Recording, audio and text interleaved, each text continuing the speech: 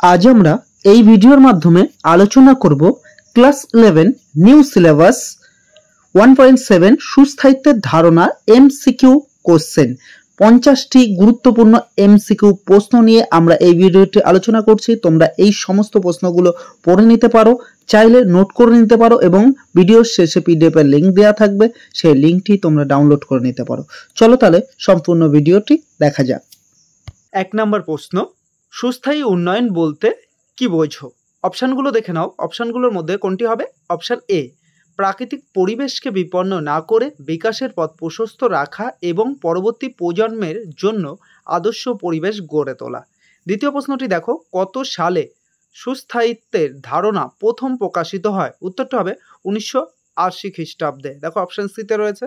তারপর তৃতীয় নম্বর প্রশ্নটি দেখো, কত সালে ইউনাইটেড নেশন জেনারেল অ্যাসেম্বলি দ্বারা তোমার সিএসটি গঠিত হয়? উত্তরটি হবে 1992 খ্রিস্টাব্দে। অপশান বিতে রয়েছে। তারপর 4 নম্বর প্রশ্নটি দেখো, সুস্থায়িত্ব সম্পর্কিত কোন বক্তব্যটি সঠিক? এখানে দেখো সবকটা, এখানে 4টে রয়েছে, 4টের মধ্যে অপশান ডিতে কি রয়েছে? সবকটি। অর্থাৎ এইখানে অপশান এতে কি আছে? পৃথিবীর কোন প্রাকৃতিক সম্পদ ভবিষ্যৎ প্রজন্মের জন্য সুরক্ষিত রেখে বর্তমান প্রজন্মের ব্যবহারের পদ্ধতি নির্দেশ করে। দ্বিতীয় রয়েছে প্রাকৃতিক সম্পদের যথেষ্ট ও অবৈজ্ঞানিক ব্যবহার কমিয়ে বিকল্প পদ্ধতি অবলম্বনের নির্দেশ দেয়। তৃতীয় রয়েছে দেখো, প্রাকৃতিক সম্পদকে বর্তমানের চাহিদা থেকে বেশি পরিমাণে সঞ্চয়ের লক্ষ্যে পদক্ষেপ নিতে হবে। অর্থাৎ এইখানে যে অপশান এ বি সি রয়েছে, এই অপশান এ বি সি কিন্তু সঠিক। ওকে, চলো তাহলে 5 নম্বর প্রশ্নের মধ্যে।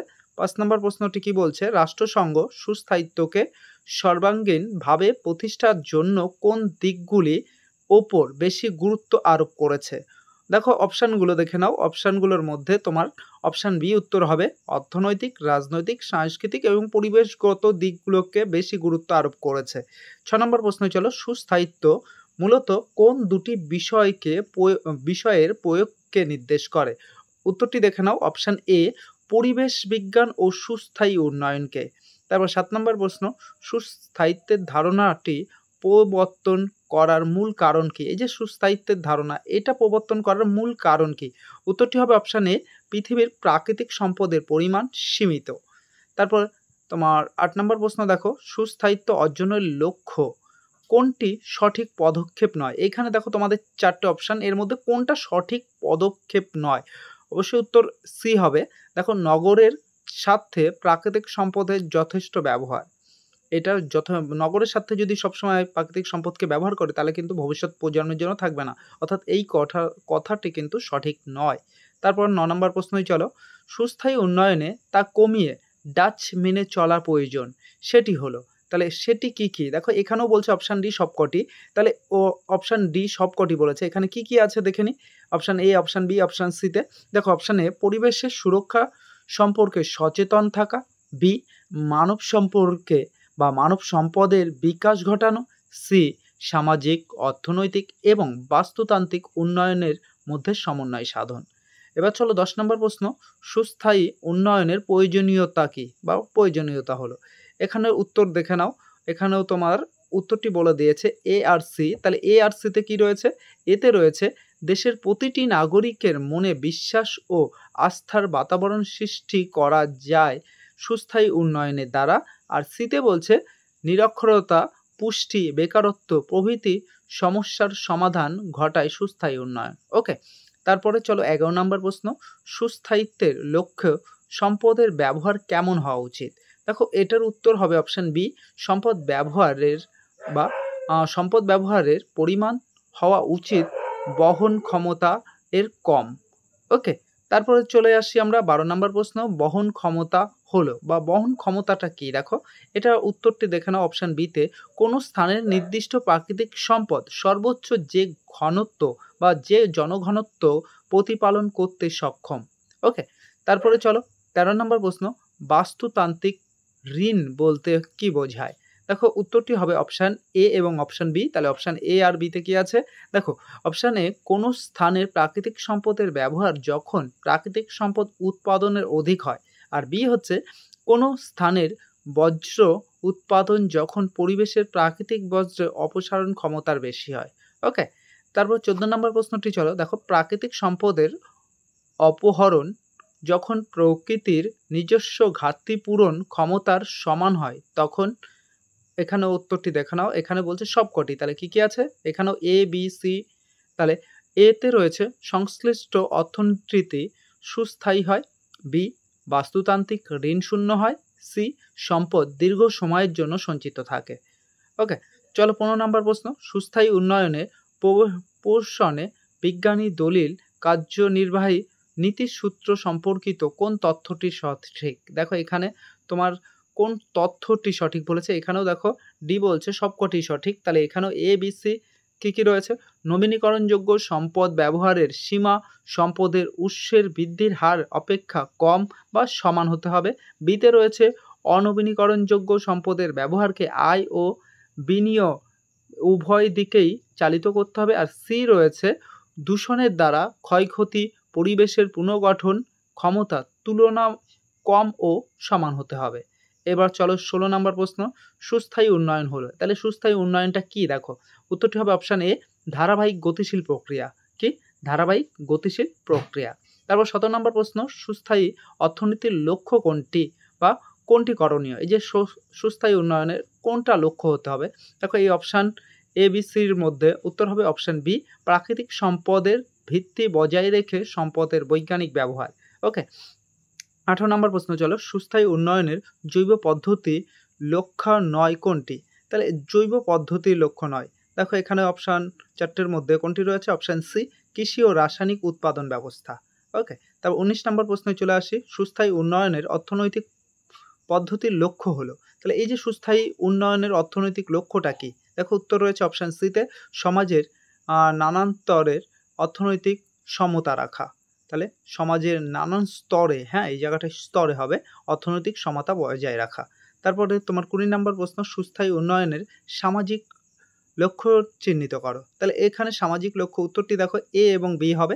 এ আর বিতে কি আছে? এতে রয়েছে সমাজের সমস্ত মানুষের জন্য ন্যায় সুরক্ষা, আর বিতে রয়েছে সমাজের সুস্থিরতা বা স্থায়িত্বটাকে বজায় রাখা। ওকে, তারপরে দেখো তোমার 21 নম্বর প্রশ্ন রয়েছে, 21 নম্বর ছোট হয়ে গেছে, 21 নম্বর প্রশ্নটি কি বলছে দেখো, সুস্থায়িত্ব প্রতিষ্ঠার মূল লক্ষ্য নয় কোনটি? এই যে সুস্থায়িত্ব প্রতিষ্ঠার মূল লক্ষ্য, যে এতক্ষণ আমরা লক্ষ্যগুলো দেখছিলাম, এরপর বলছে মূল লক্ষ্য নয়। দেখো অপশান কটার মধ্যে একমাত্র অপশান ডি জনসংখ্যা বৃদ্ধি, কোনো মতেই কিন্তু সুস্থায়িত্বের লক্ষ্য নয়, জনসংখ্যা যত বাড়বে তত বিশৃঙ্খলা দেখা দেবে, তাই না?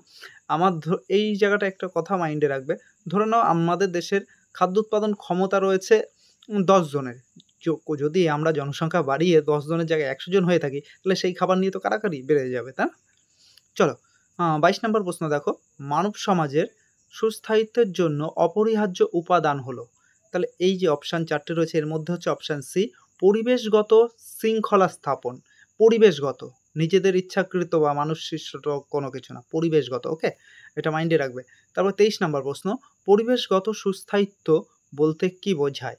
দেখো অপশান 4টে দেখে নাও, এর মধ্যে উত্তর হবে অপশান বি পরবর্তী প্রজন্মের জন্য সুরক্ষিত রেখে সম্পদের ব্যবহার, তাহলে পরবর্তী প্রজন্ম যাতে সেই সম্পদটা ব্যবহার করতে পারে তার জন্য সুরক্ষিত রাখতে হবে, তারপর নিজেরা ব্যবহার করতে হবে। ওকে, 24 নম্বর প্রশ্ন দেখো, অর্থনৈতিক সুস্থায়িত্ব বলতে বোঝায় কি?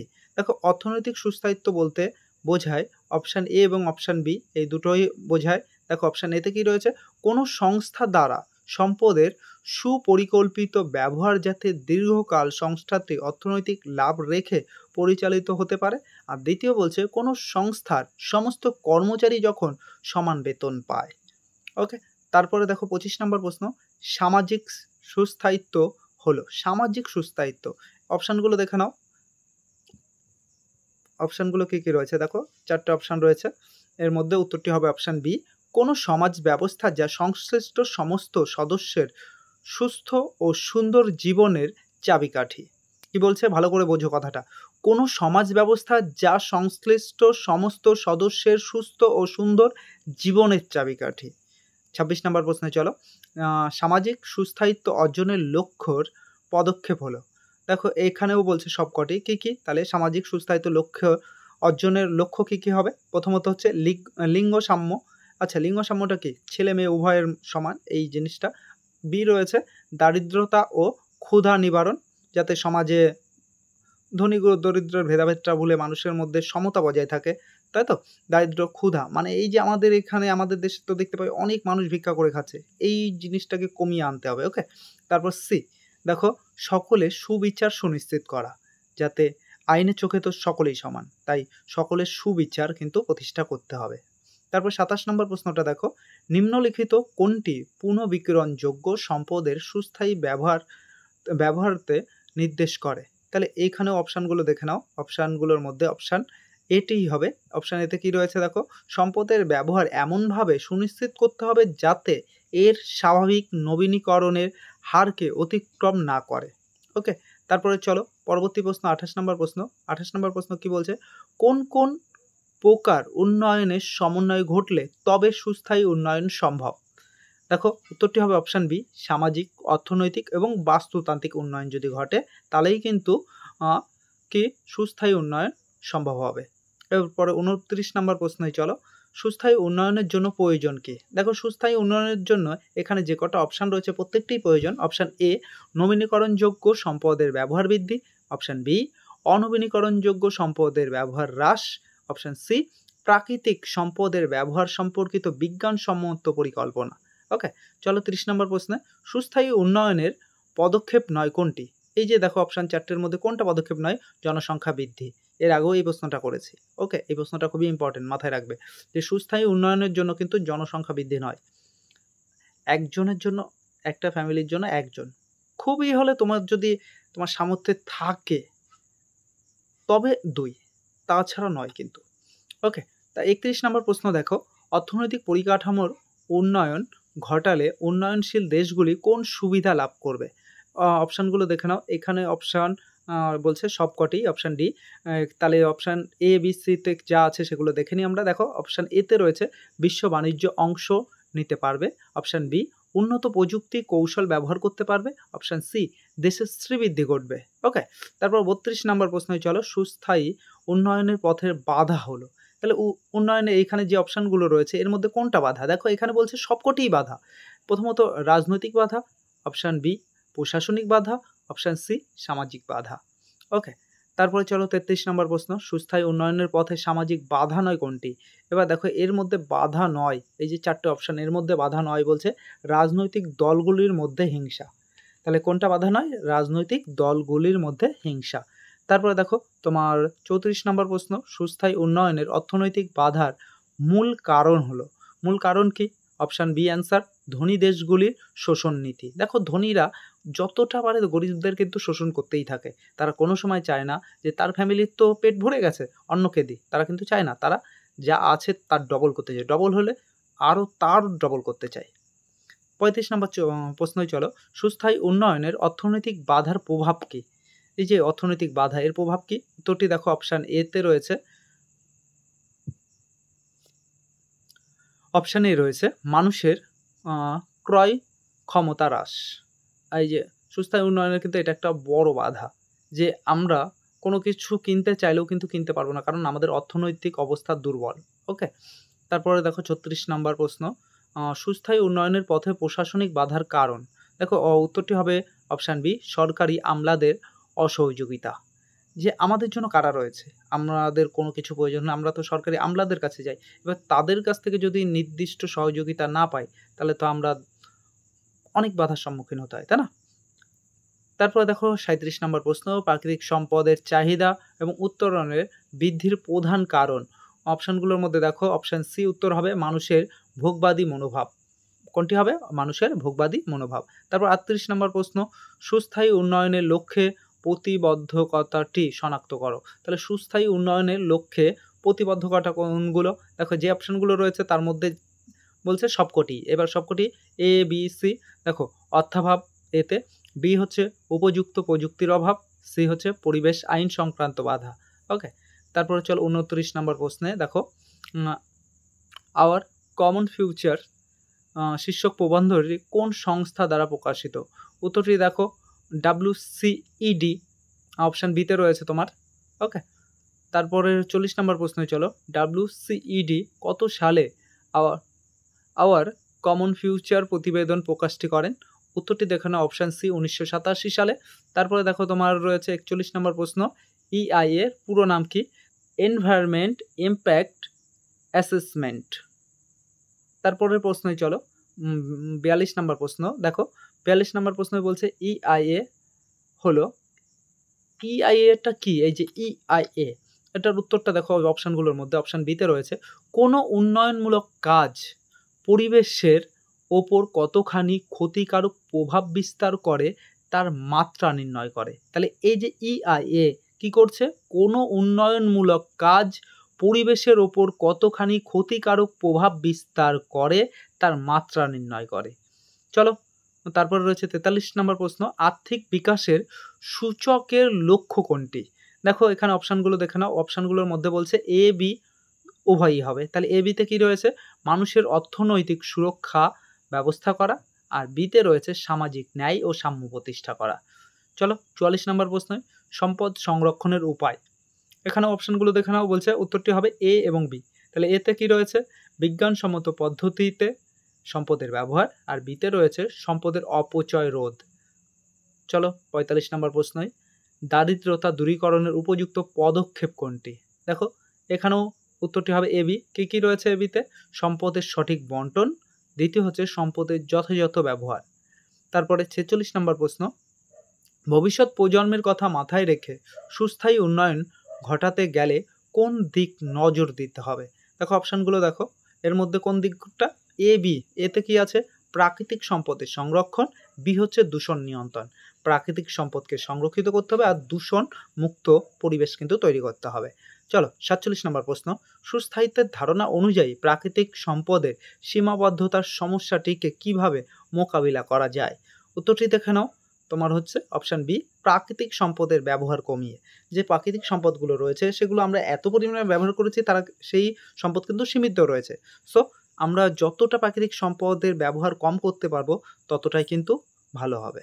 তারপর 48 নম্বর প্রশ্ন, চলো, পরিবেশগত সুস্থায়িত্ব অর্জনের জন্য আন্তর্জাতিক স্তরে কী ধরনের পদক্ষেপ গ্রহণের সিদ্ধান্ত নেওয়া হয়েছে? উত্তরটি দেখো অপশান ডি, সবগুলি। তাহলে এই সবগুলি কী কী রয়েছে? 1 নম্বর রয়েছে বিকল্প জ্বালানির ব্যবহার প্রচলন, দ্বিতীয় রয়েছে গ্রিনহাউস গ্যাসের নির্গমন কমিয়ে জিরোতে আনা, আর সিতে রয়েছে প্রাকৃতিক সম্পদের পুনঃব্যবহার। ওকে, চলো 49 নম্বর প্রশ্ন, এটি একটি শূন্যস্থান। দেখো সুস্থায়ী উন্নয়ন সম্পর্কে বিজ্ঞানীদের দলিল এবং নিয়ন্ত্রণ নীতি অনুযায়ী ড্যাশ সম্পদের ব্যবহারকে আয় এবং বিনিয়োগের উভয় দিকে চালিত করে। উত্তরটি হবে, দেখো অপশান 4টে রয়েছে, অনবীনীকরণযোগ্য। কী হবে? অনবীনীকরণযোগ্য।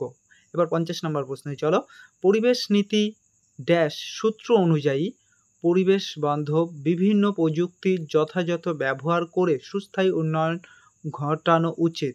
কোনটি? দেখো 3R সূত্রটি। আচ্ছা, ভিডিওটি কেমন লাগলো অবশ্যই কমেন্ট করে জানিও। আর আমাদের চ্যানেলে যদি নতুন হয়ে থাকো চ্যানেলটিকে সাবস্ক্রাইব করে নিও এবং বন্ধুদের মধ্যেও কিন্তু ভিডিওটি শেয়ার করে দিও, তারাও যেন এই সমস্ত প্রশ্নের উত্তরগুলো জেনে যায় এবং পরীক্ষা হলে সুন্দর করে এই সমস্ত প্রশ্নের অ্যান্সারগুলো করে আসতে পারে। চলো আবারও দেখা হবে তোমাদের সঙ্গে আরেকটি নতুন ভিডিও নিয়ে।